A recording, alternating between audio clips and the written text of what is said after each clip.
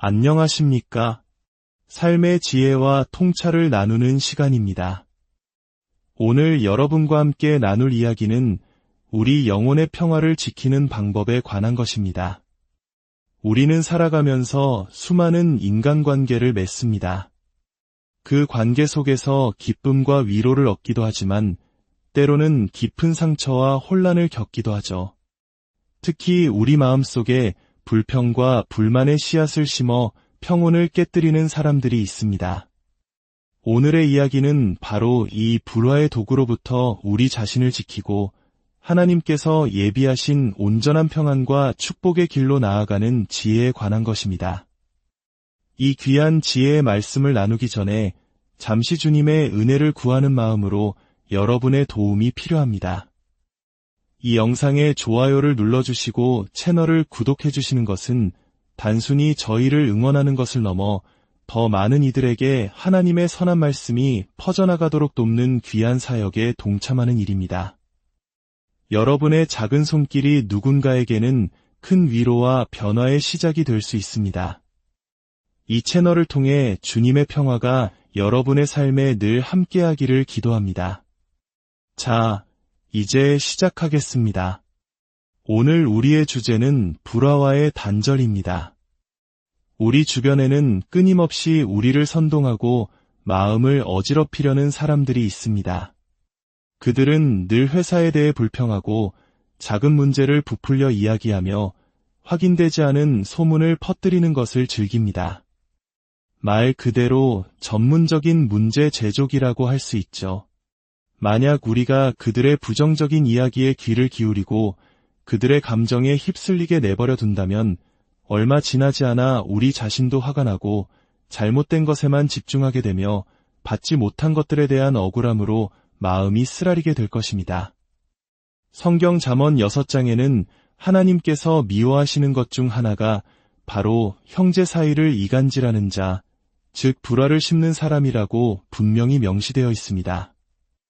이들은 끊임없이 문제를 일으키고 다른 사람들을 불안하게 만들어 분열을 조장하는 사람들입니다. 여러분은 지금의 삶에 만족하며 행복하게 지내고 있을 수 있습니다. 좋은 직장을 가지고 있고 감사한 일들이 많을 겁니다. 하지만 불화를 심는 사람들은 여러분에게 다가와 불만의 씨앗을 심기 시작합니다. 이봐요. 당신은 이 회사에서 제대로 대우받지 못하고 있어요. 당신 능력이라면 연봉을 훨씬 더 많이 받아야 마땅해요. 혹시 눈치챘어요? 당신 빼고 다른 사람들은 다 승진하는 것 같은데 이런 말을 하는 사람들은 진심으로 당신의 안녕을 걱정하는 것이 아닙니다. 그들은 단지 당신의 마음을 흔들어 놓고 싶을 뿐입니다. 사도 바울은 로마서 16장에서 이렇게 강력하게 권고합니다.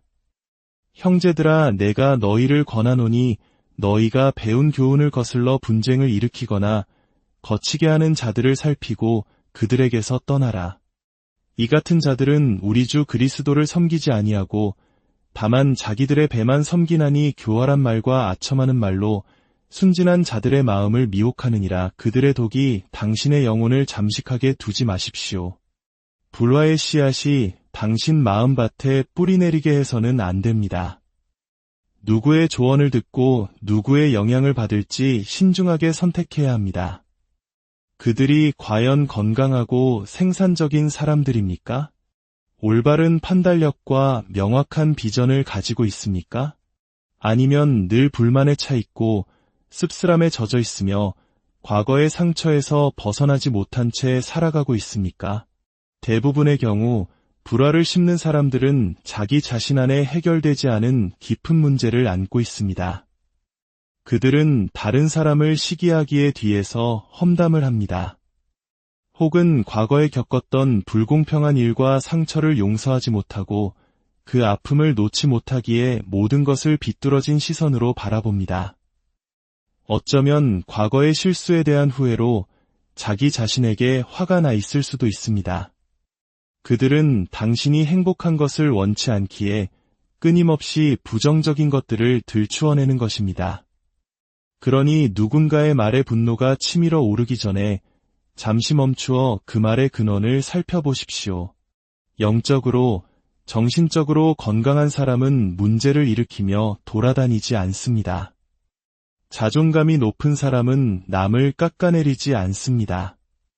오히려 다른 사람의 성공을 진심으로 축하해 줍니다. 감사할 줄 아는 사람은 잘못된 것에 집착하거나 흠을 잡으려 하지 않습니다. 그들은 살아있음 자체에 감사합니다. 만약 누군가가 끊임없이 불평하고 시기하며 분열을 조장한다면 그것은 그 사람이 당신을 위한 사람이 아니라는 확실한 증거입니다. 당신의 시간은 그들의 독에 당신의 영혼이 오염되도록 내버려 두기에는 너무나 소중합니다. 시편 한 편은 이렇게 말합니다. 복 있는 사람은 악인들의 꾀를 따르지 아니하며 죄인들의 길에 서지 아니하며 오만한 자들의 자리에 앉지 아니하고. 여기서 오만한 자들의 자리에 앉지 않는다는 것은 경건하지 않은 사람들과 무의미하게 어울리며 시간을 낭비하지 말라는 뜻입니다.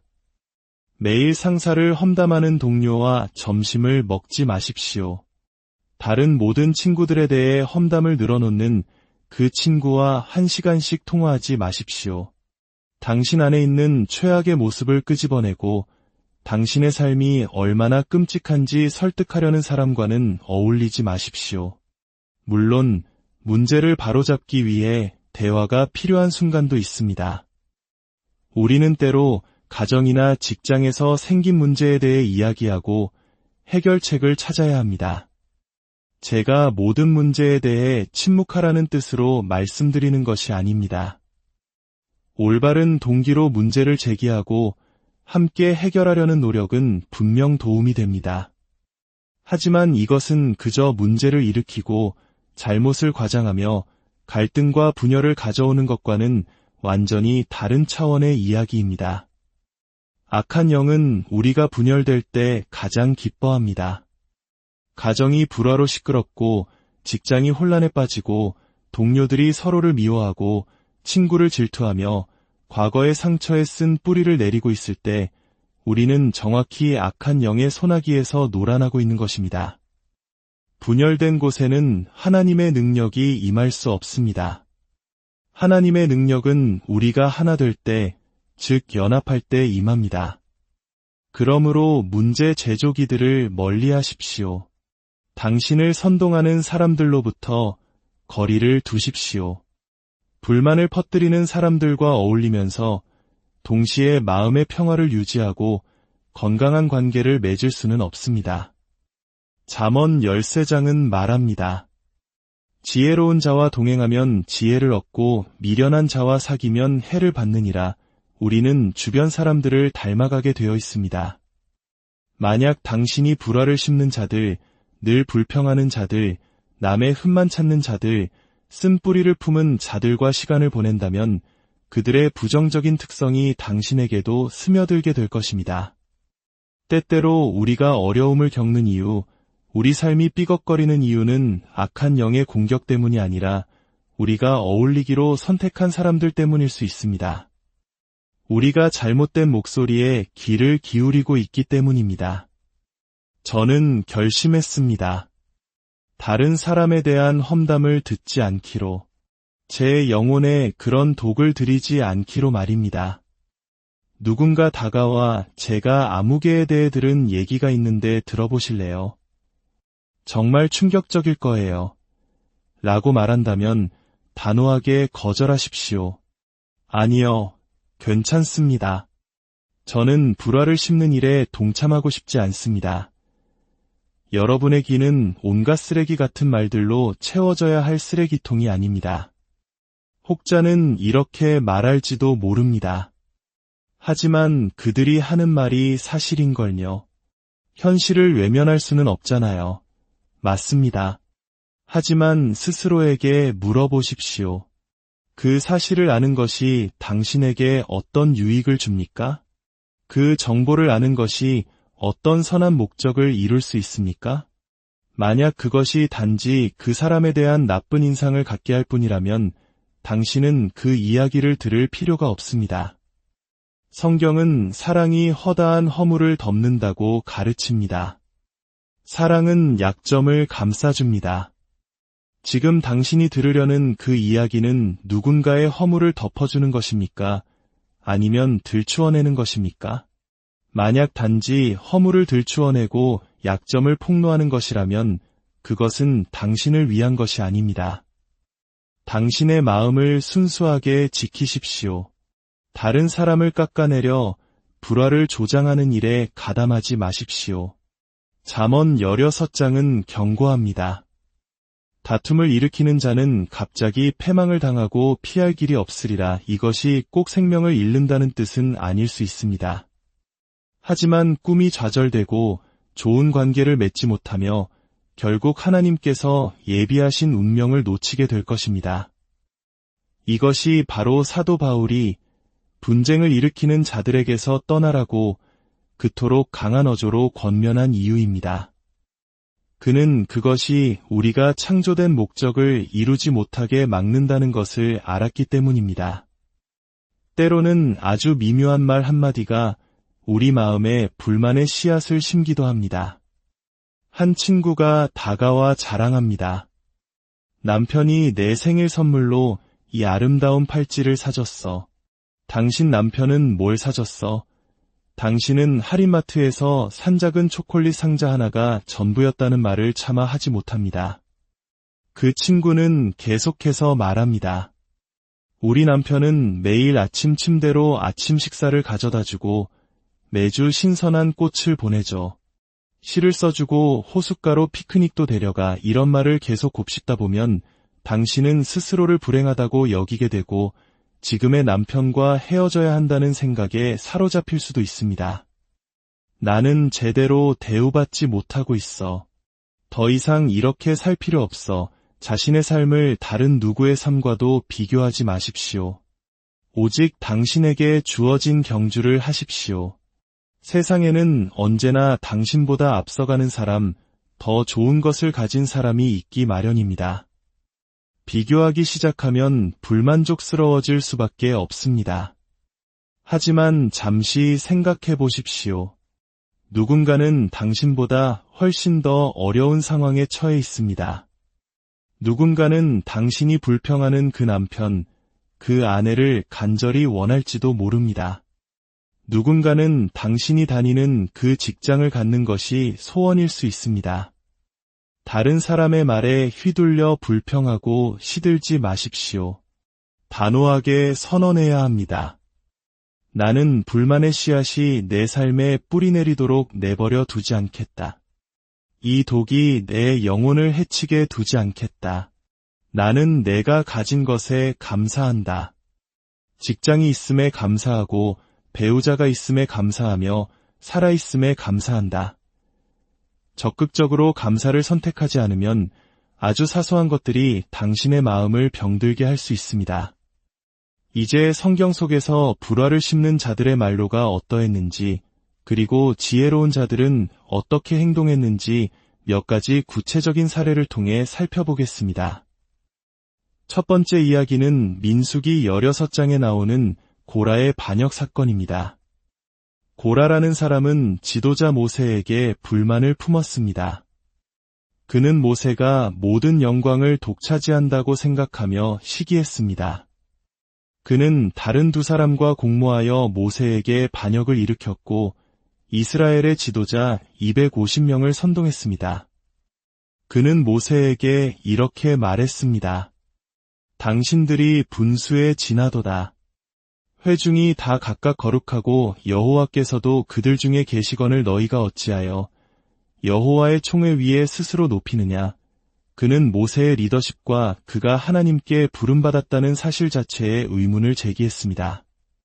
하지만 진실은 고라가 모세의 삶에 임한 하나님의 은총과 축복을 질투했던 것입니다. 그는 다른 지도자들에게 찾아가 불화의 씨앗을 심었습니다. 모세가 뭐 그리 대단한가? 그저 모든 공을 자기가 가로채려는 것뿐이야. 우리도 지도자가 될 자격이 충분해. 이건 옳지 않아. 하나님께서는 분열을 일으키는 사람들을 그 무엇보다 싫어하십니다. 만약 당신이 어떤 조직이나 공동체에 불만이 있다면 올바른 방법은 책임 있는 사람에게 직접 가서 우려를 표명하는 것입니다. 잘못된 방법은 뒤에서 험담하고 문제를 부풀려 다른 사람들을 선동하는 것입니다.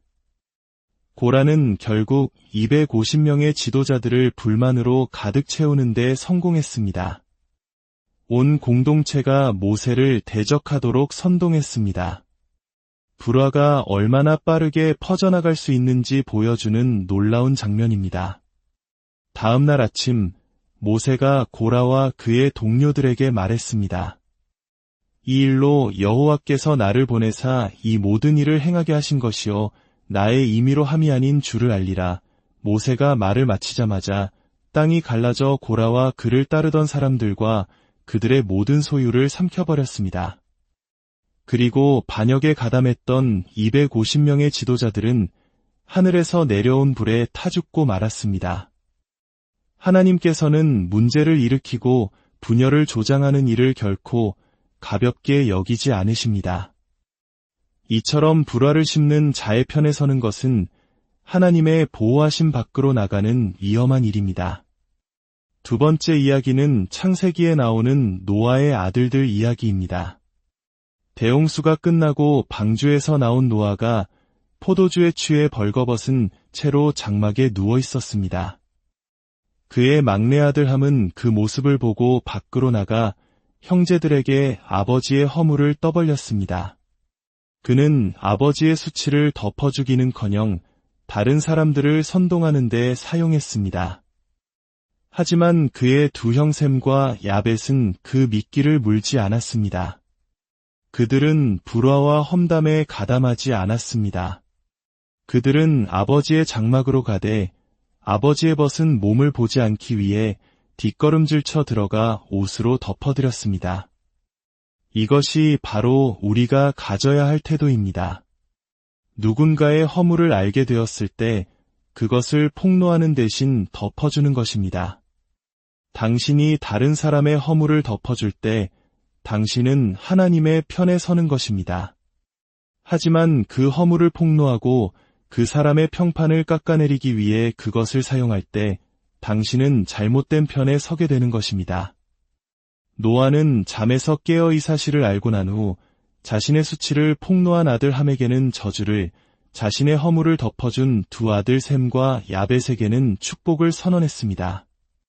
그 축복과 저주는 그들의 후손 대대로 이어졌습니다.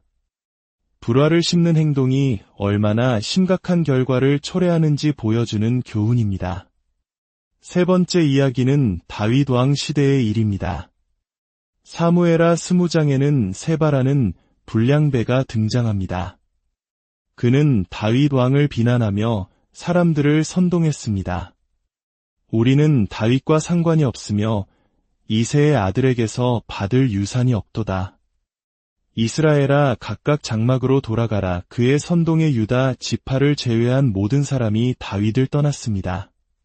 우리 삶에도 이런 문제 제조기, 즉 세바가 나타날 수 있습니다.